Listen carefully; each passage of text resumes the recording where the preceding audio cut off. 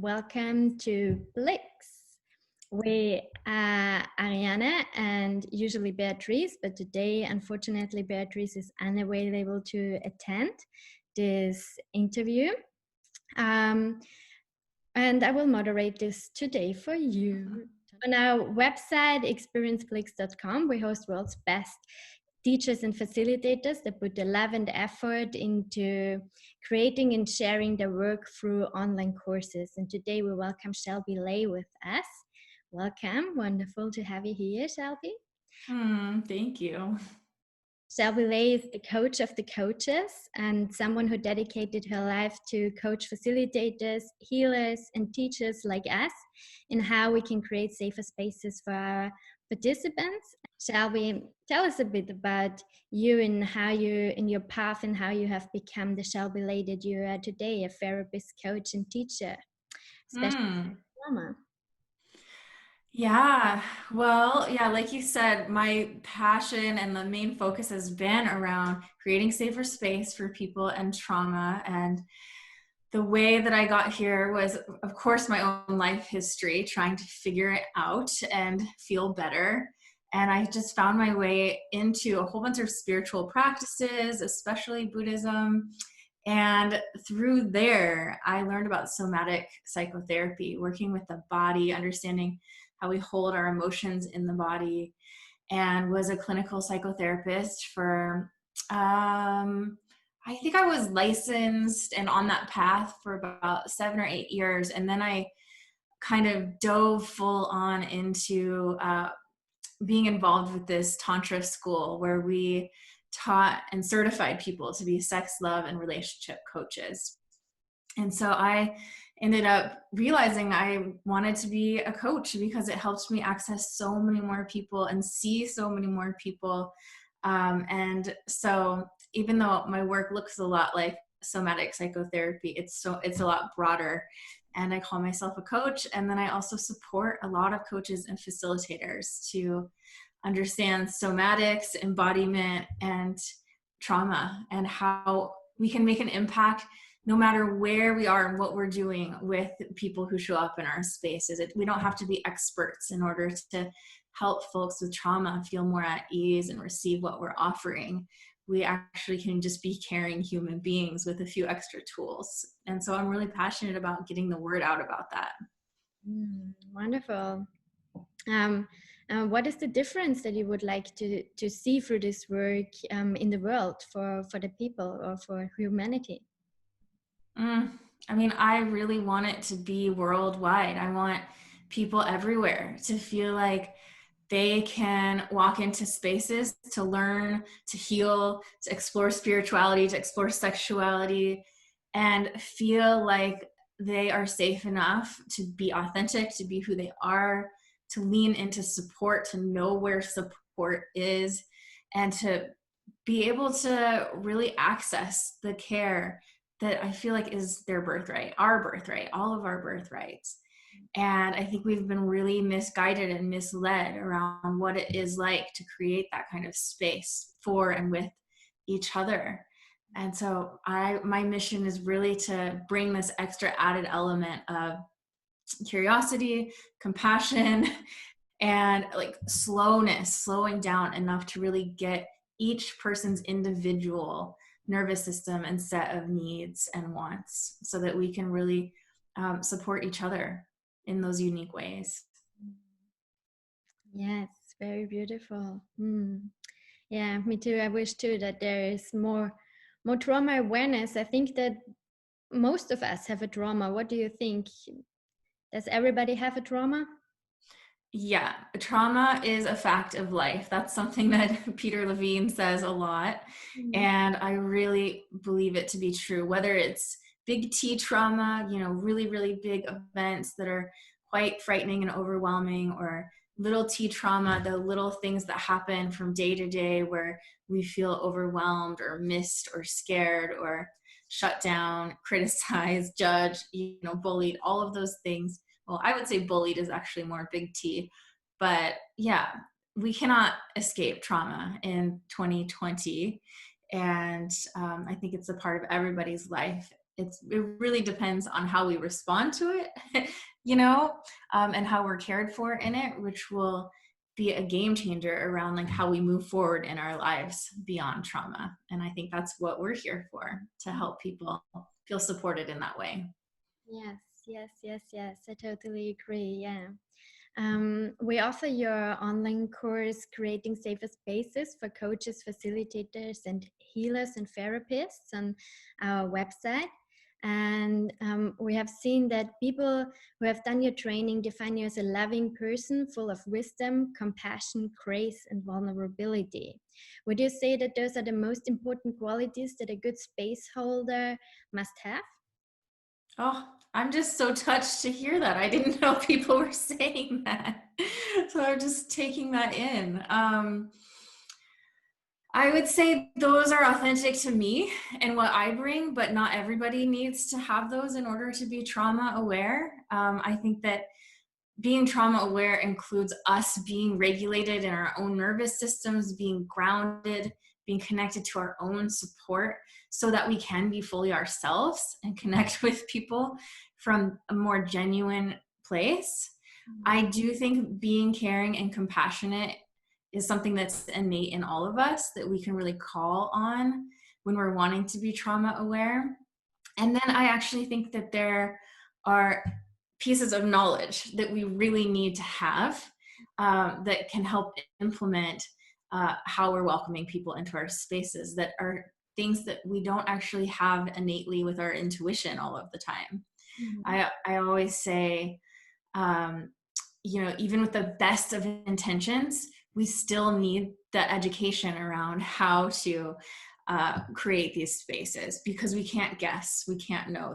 Trauma is funky. Trauma has all sorts of loopholes and weird ways it functions until we learn how to make sense of it and then know how to approach it. So to be able to care and have compassion and be graceful and all of those things, they can be very beneficial, but I actually think you can be fierce, you can be bitchy, you can be all sorts of things and create a trauma-aware space. You don't have to be like me. No, wonderful. I'm happy to hear that. for everybody who has not, I think being caring and compassionate is something that some people are more connected to, and others have a harder time to do it, but less they still want to take care and care for others, This is Yeah. And then Bear has a very personal question that I'm going to read out to you. Hey Shelby, I'm in Vietnam now. I'm living in a retreat center with other people. One of the persons I cohabit with has traits that remind me of my caretakers, and I judge that as a narcissist. I have been managing the situation well through patience, love, and compassion. However, last week things get summed up. I get triggered and I reacted to it with all my Spanish fire. Almost immediately, but already late because it was done, I knew I know better and I requested a conversation to clear things up. In a few days between my reaction and the conversation, I read a document, actually by Luna from Central Artistry, who is one of your pupils, about the need of being trauma aware if you are into open relationships. I dived into the resources she provided, the window of tolerance, the polyvagal theory, among others. And I already had this knowledge. However, the other day, my brain started to connect very clearly my reaction to the situation that had happened here at the retreat with my childhood trauma, and from there I went into a deep process of recognizing that despite 8 years of personal work of all kinds, I still hold trauma and have plenty of fight, flight, freeze reactions. My question for you is, can we be space holders if we have trauma? What can we do if our trauma gets triggered in the very safe spaces that we are creating? Oh, such a good question. And the answer is yes, absolutely. Most of us that are in the healing fields, the sexuality fields, conscious sexuality, any kind of care provider, most of us found it because we have trauma and we're looking to, feel more free and more connected. And so most of us who are facilitators have some level of trauma, some of us more than others. Some of us call it trauma, some of us don't. And that doesn't really matter to me either way, but we can absolutely facilitate others. What I think is really important to understand is the window of tolerance, which she named. That's a great tool that's really simple and easy to understand. Polyvagal theory is amazing, but it's really, really in depth. And we have to be able to always have one foot in the present moment. You know, if we are facilitating and teaching and we can't stay present, we can't keep a witness or an observer part of ourselves online that's like, oh, I notice I'm going into a flight response. Oh, I know what my support is. I need to go do that. If we can't do that, we really can't hold that space for others at the same time, because we need to be held. And so we have to have the awareness to find our resources. Those are those pieces of support, both inside and out, in any given moment when we're feeling like we're becoming dysregulated, when we're knocked out of our window of tolerance in fight, flight, freeze, collapse. And so I say that also, that's how we work with our students and our clients. We have to be able to show them how to always have one foot in the present moment in order to really be able to learn from us, to receive what we're offering. So if we can't as facilitators, I really recommend backing up, slowing down, finding someone to work with so that you can stay present. You know, I've been working with my own trauma for over 20 years. I still go into fight, flight, freeze, collapse all the time. And there's another part of me that's getting bigger and bigger and bigger that can hold the fight, flight, freeze, collapse just with so much awareness, so much presence, and can be in action about it. Can go, oh, I know who I need to call. I know the practice I need to do, and either shift the state or just embrace the state until it passes. So absolutely, yes. Yeah, thank you. And thank you for sharing your personal relation to your trauma. And I also think in shamanism, they say the shaman can only heal what he has healed himself on his own body. And it's the same a little bit with trauma. I think all of you, as you said, as facilitators, all of us end up because there are certain experiences in our life that led us to this place and to this calling of helping other people through the tools that have been gifted to us in that particular way. And it's a pity that this needs to be done as adults, and this not an implementation of our educational system, right? This is so elementary. This should be taught to every teenage person, I feel. Me too. I wish that could happen. It might. And, you know, I was just thinking, I used to teach a lot way beyond, you know, people that, you know, you were just saying the shaman cannot heal what they have not healed. And I used to push myself really, really hard to facilitate and help others heal from experiences that were way beyond anything that I could genuinely hold in a resourced place. And that was a trauma response for me, because I wanted to feel important. I wanted to feel like I had it. I wanted to feel acknowledged. I wanted to feel smart. I wanted to be seen. And the whole time there was another part of me that was shutting down, needing me to slow down, needing me to take more time to really care for my own regulation, my own nervous system. And what happened was I would get exhausted after I was facilitating or in a therapy session or a coaching session. And that was a sign that I didn't know to pay attention to. And these days when I facilitate, I get enlivened. I feel a lot of energy. I feel lifted. And so for me, those are my own personal cues of, oh, is this something that is feeling regulated for me? Or is this something I'm pushing into that might be not fully integrated, where maybe I shouldn't quite be facilitating or teaching right now? I did that a lot. And I really kind of ended up in a lot of chronic pain and chronic illness because I pushed so hard out of a lot of deep insecurity and deep wounds, you know? Yeah, thank you for sharing that. I feel this. I had last week a private client session, and we worked around sexual abuse, and it was a 4-hour de-armoring session. And after that, I was so exhausted. And now that you're sharing this, it's like, maybe I have been exhausted because I was not able to hold the scale of this trauma properly. I mean, in the end, I felt that there was a lot of release for her, and she felt better after the session. But I was like, oh, scary. Yeah. Yeah. And it's not that the message isn't, oh, you shouldn't be doing that. The message is, oh, what more support do you need so you can keep offering your gift? Yeah. Thank you for saying.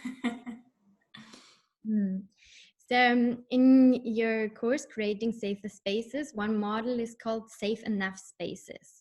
And my question here is there something as a safe space? And what is important to create safety? No, there is no such thing as a safe space. It really pisses me off when I hear people say, this is a safe space. It's a trigger for me. Because we cannot keep people 100% safe. And so we're setting ourselves up for them to be disappointed in us, which means we're automatically losing trust potentially, which we're wanting to do the opposite. I know most people who say this is a safe space want to build trust, but actually we don't know if there will be an earthquake. We don't know if somebody in the group is going to flip out. We don't know if somebody will bust through the door. We don't know. We cannot possibly say this is a safe space. However, we can create a safe enough space where we do everything we possibly can, from setting up in the very beginning, explaining to people what's happening, where are we headed, this is what our agreements are, and letting them know they can be a yes to this or a no to this. This is, basic consent. And to stick with what we said we're going to do. This is integrity. And in that, also bring all of those elements of care and curiosity around what helps them feel safe and supported.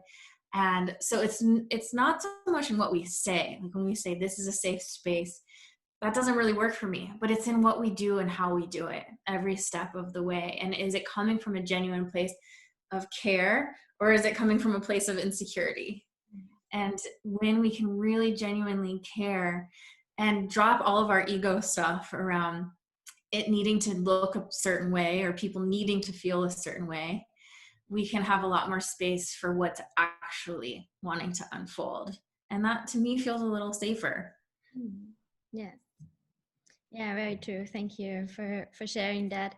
In BliXX, we say we're creating a safer space, because we say safety, we cannot guarantee safety because life is not safe, right? So yeah. I mean, how cool would it be to actually let people know that it's not perfectly safe, but look how resilient you are, that, knowing this is not a safe space, you can learn to sit with any kind of discomfort that comes up with that, and we'll do the best we can to put all the elements in place to make it as safe as possible.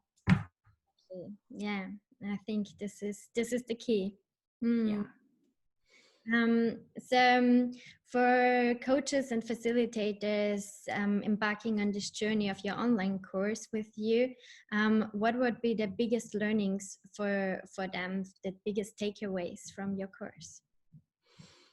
I think it's going to be like the simplest things. People are going to be blown away by learning to change their language a little bit. Things like not telling people to close their eyes. I hear so many people that are like, I always do that. I never knew that can be really overwhelming for folks who have trauma. And to give them different options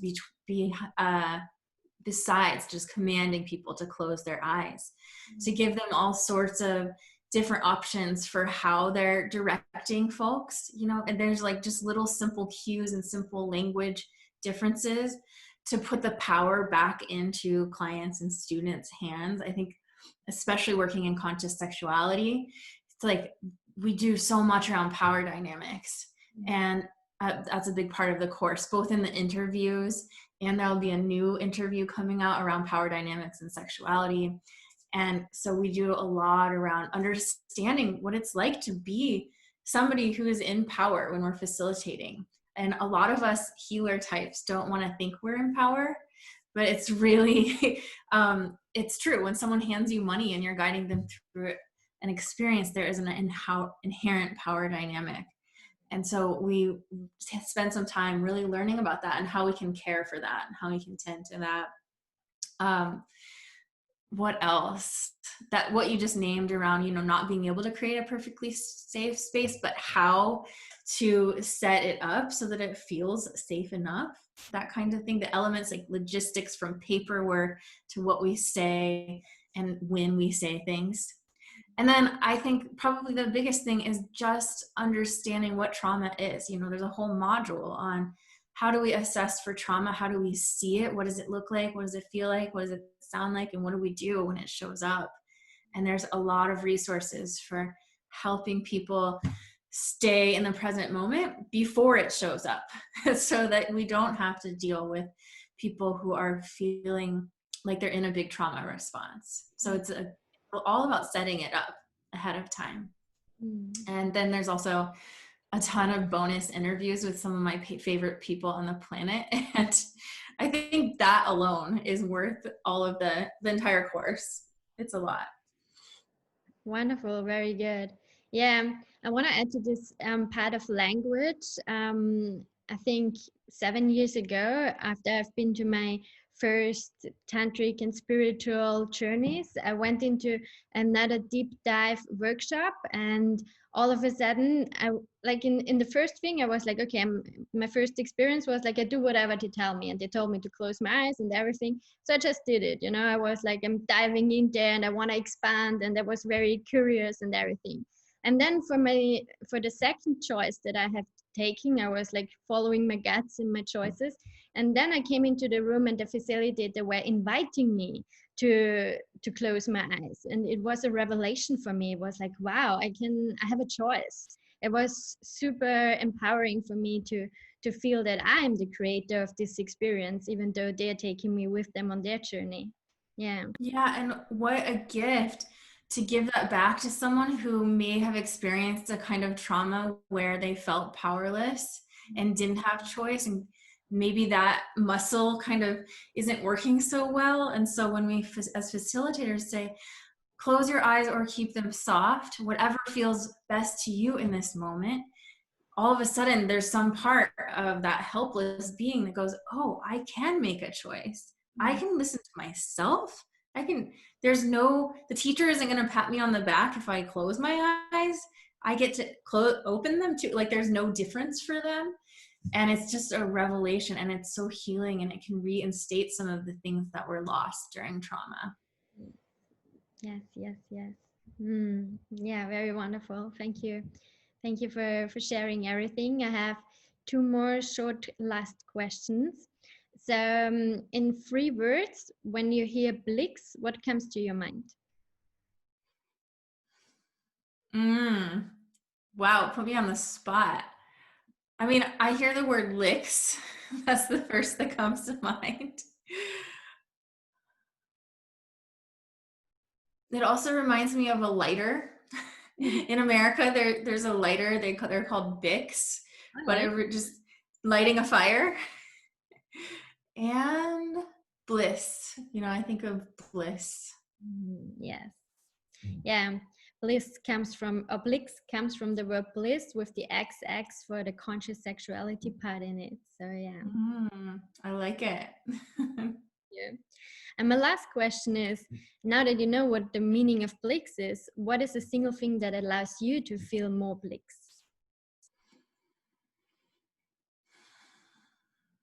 Honestly, feeling connected and safe. That's 2 things, but feeling safe. Yes. Absolutely. Absolutely. Safe within. Oh, wonderful. Yeah, for me, the biggest thing that I learned in making myself feel safe is the deep breath. I'm very grateful for this, and I would love to close this and thank you for your time and all your wisdom that you have shared here with us today. And I would love for us to close it with a deep breath. Mm-hmm. Thank you.